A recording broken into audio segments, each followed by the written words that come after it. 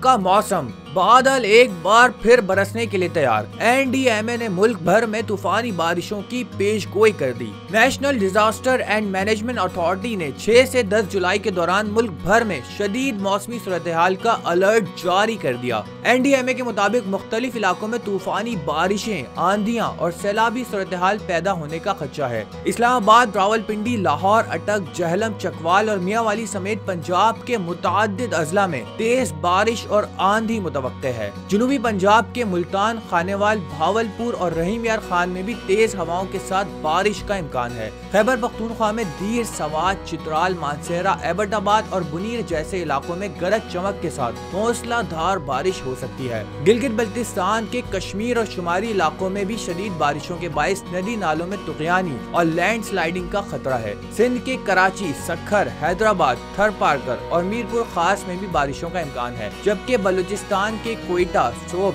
खुजदार और किलात में तेज बारिश मुतवक्के है। एनडीएमए ने शहरियों से एहतियात बरतने और मकामी हुक्काम से राबते में रहने की अपील की है।